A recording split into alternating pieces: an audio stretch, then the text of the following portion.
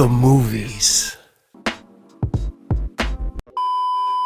Hi everyone, it's Aaron from Push Square here, and yes, you are watching a video game channel, but today we're going to make special exception and talk about some movies.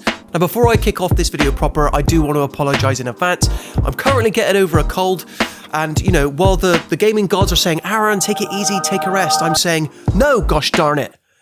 The PlayStation content must continue. And I'm right here for it.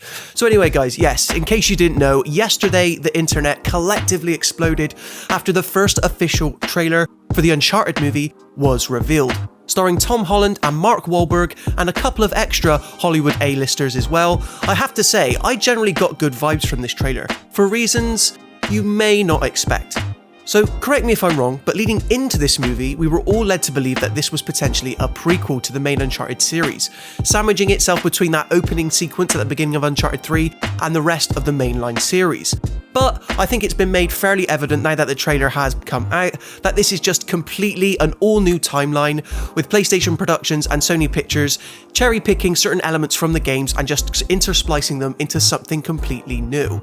Now, I think this is a particularly good route to go down, because that way you avoid, disappointing people that expect certain things to line up if indeed this movie is expected to slot up with the games. While at the same time, you're just freer that way to kind of explore things that you know from the series, whilst compressing things a little bit. And, a movie is obviously runs right 2.5 hours at best. And, trying to adapt 4 10-hour plus games into one solid movie, or maybe even a trilogy, could prove to be a challenge in itself. Now, I'm seeing a lot of reaction online to Tom Holland's portrayal of the Nathan Drake character, and the fact that he doesn't look old enough. You can't believe that, Mark Wahlberg's playing Sully. Where's his mustache, for crying out loud? That's not the Sully I know.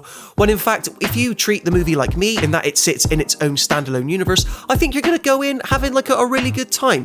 Now, that's not to say that the movie doesn't already shoot itself in its foot. Just in the first trailer alone, in the opening 10 seconds, we get Drake saying a line, something to the effect of, Uncharted, some things you can't find on any map. There are places out there you can't find on any map. Only to, see him opening a map literally milliseconds later. You're gonna have daft things like that, it's schlocky fun, but that's kind of the thing we've come to expect from these swashbuckling adventure movies in the style of Indiana Jones, National Treasure, and even that Tomb Raider movie starring Alicia Vikander, which we're apparently getting a sequel to. But yesterday's trailer kind of inspired me to talk about PlayStation's moves within the film and TV space, because as you already know, Uncharted isn't the only PlayStation game that's being adapted relatively soon. But before we dive more into The Last of Us, I just want to say, before we move off the Uncharted trailer, highlights for this for me was definitely the falling out of the plane sequence, despite Tom Holland not giving it the classic Drake, no. And Antonio Banderas, man, how great is that to see this guy in a movie again? Mask of Zorro, definitely a favourite film of mine from my childhood, and I think he has the makings to be a really good potential bad guy for Tom Holland's Nathan Drake.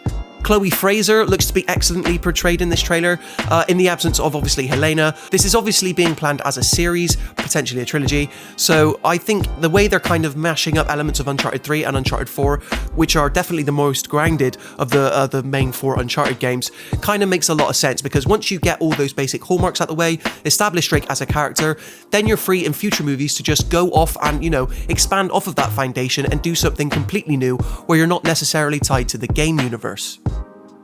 So yeah, overall, I wasn't generally as let down by the Uncharted trailer as most of the internet seems to be, but again, I just think that's because we all went in under the expectations that this would be a prequel to the established Uncharted games, but if you treat it very much as its own thing that's just cherry-picking certain elements, I think you're going to have a lot of fun with it.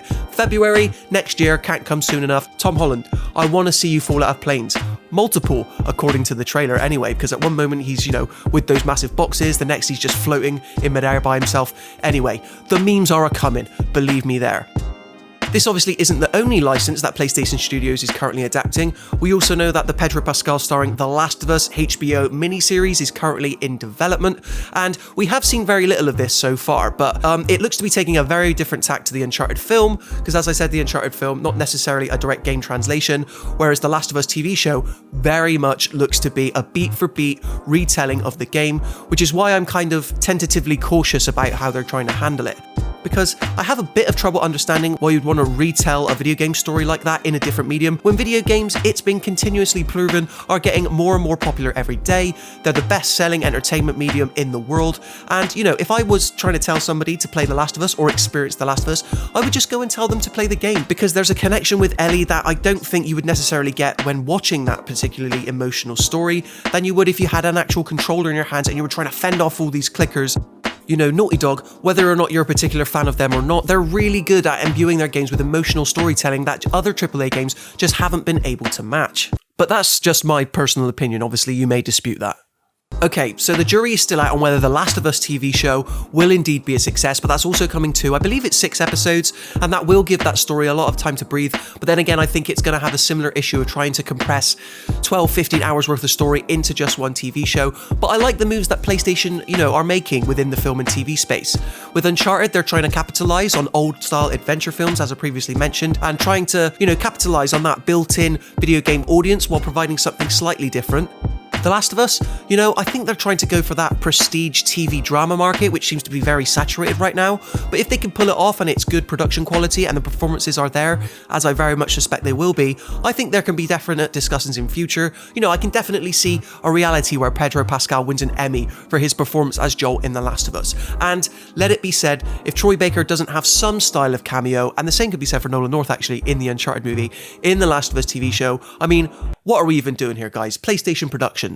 Come on, let's get serious here. So the last film I wanted to mention in this cacophony of video game media adaptations we're currently, playing host to, is Resident Evil Welcome to Raccoon City. Now you might be saying, Aaron, that is a Capcom property not being made by PlayStation directly. Well, you would be correct.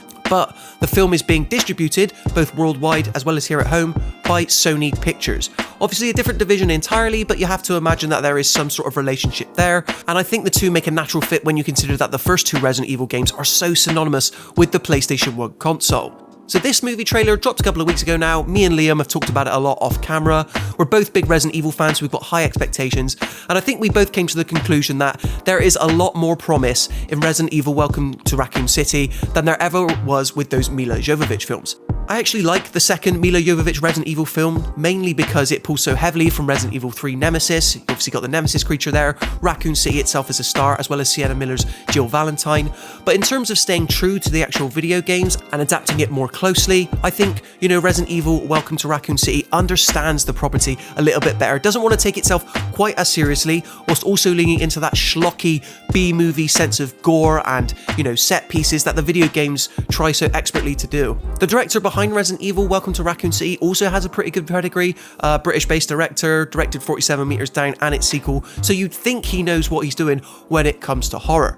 I also like that they're taking a bit more of a risk in terms of the casting process, picking actors to portray characters who you necessarily wouldn't think of. I think that's going to do well in terms of lending a certain flavour. And obviously the good news with Resident Evil is we're not going to have to wait that long to watch it. It was shot earlier this year, completed earlier this year, and is releasing as early as November. So, Resident Evil 2021, you seem to go together like spaghetti and meatballs. I love it. Or should that be zombies and viscera? Probably the latter. Anyway, all this is to say that with those 3 properties I've already mentioned, the Mortal Kombat movie releasing earlier this year, which I actually kind of liked, I'm not going to lie guys, those Scorpion and Sub-Zero fight sequences were really thrilling and I found it exceptional. I bought the film on Blu-ray, so I must like it to a certain extent. All this is to say is that I think we're in the midst of a new era of video game adaptations. Obviously that is the name of the title of this video. You'll obviously notice that I didn't put whether or not it's a good or a bad one. Don't think we've seen quite enough yet, but I'm hopeful that with Uncharted, The Last of Us, Resident Evil Welcome to Raccoon City, that it's going to be, a good time for us video game fans that want to see our favourite characters and series portrayed affectionately on screen. Anyway, what are your thoughts on this whole video game adaptation idea? Be sure to let me know in the comments section below what you thought of the Uncharted trailer yesterday, as well as whether or not you plan on watching The Last of Us and Resident Evil Welcome to Raccoon City. Hopefully in future we can reach a stage where the PlayStation Productions logo, every time it flashes up in a trailer, actually means something, much like the PlayStation Studios pre-title sequence does now in all of our favourite first-party PlayStation games. But if you enjoyed this video, be sure to leave it a like and potentially consider subscribing to Push Square for everything else PlayStation related. I promise we won't always talk about movies. It just seems we're in the midst of a particular movement right now and it would be a crying shame not to discuss it, at least I think anyway. But anyway, guys, I want to thank you for watching, enjoy your weekend, and I'll see you in the next one.